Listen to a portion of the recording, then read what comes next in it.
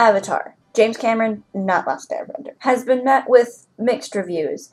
Many people have compared it to Disney's Pocahontas. Looking at the storyline, this is simply just not the case. Plot point for plot point, Avatar most similarly resembles Kevin Costner's Dancing with Wolves. Think about it. There's a military guy who gets injured as our protagonist. He meets a native tribe and a female protagonist who teaches him how to live with the tribe. Is narrated through journal entries. The male protagonist ends up in a moral dilemma between helping his original people and helping his new people.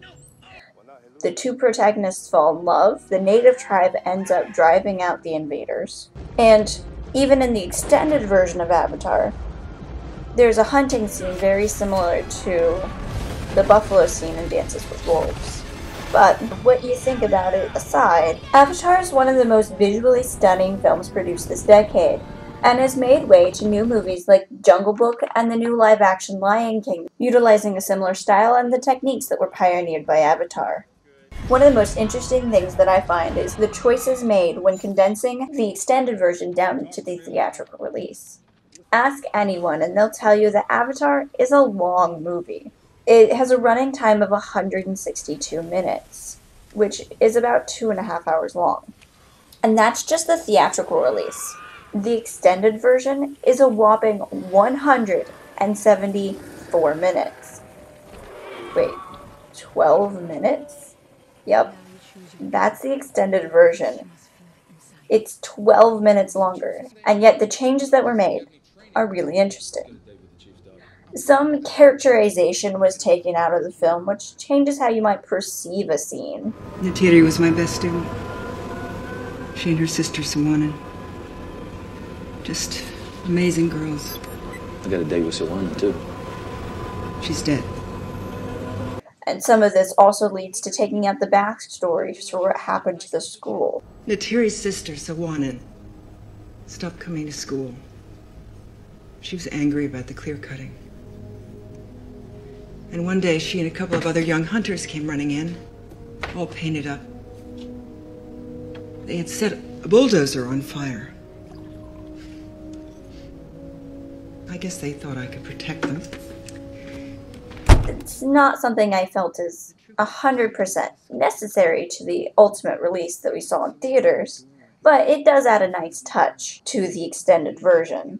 Another thing that was taken out was Tsute's death scene, which changes a bit how you feel like they parted ways. I thought with the book Magdo,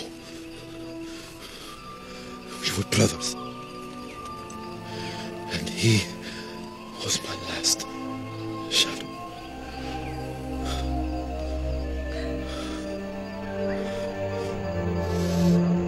But the thing that was most interestingly changed is the beginning sequence. The theatrical version features a montage that basically just shows how Jake got from Earth to Pandora and why.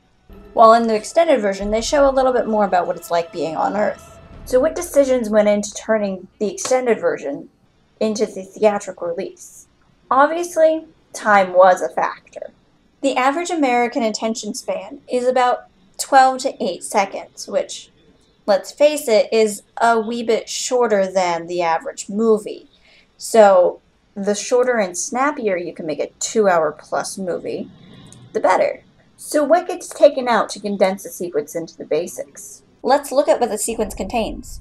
A pleasant intro that lets you know the main character is injured and dreams of more. Images of Earth, learning about how advanced cloning has become via tigers, the main character's resolve, angst against injustices, learning about how Jake's brother died, seeing the crematorium, being presented with the opportunity to join the Avatar program, and Jake watching his brother burn right before waking up in cryo.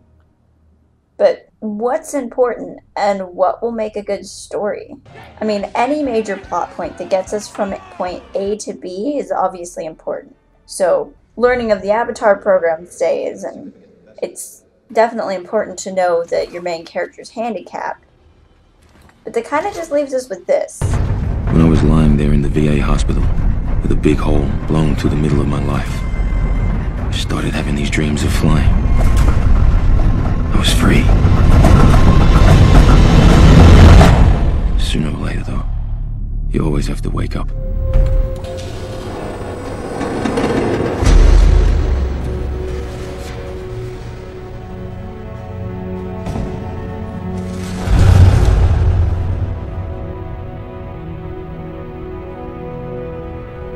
Jesus, Tommy. Strong prey on the weak. A guy with a knife took all Tommy would ever be. For the paper in his wallet. Concern of the suits was touching. Your brother represented a significant investment. And since your genome was identical to his, you could step into his shoes. So to speak. Tommy was the scientist, not me. He was the one who wanted to get shot light years out in space to find the answers.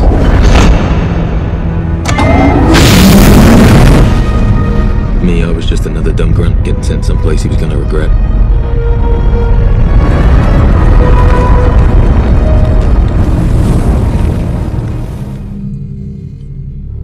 That's not very entertaining comparatively. How the editor chose to rearrange time really makes you appreciate the skills of a good editor.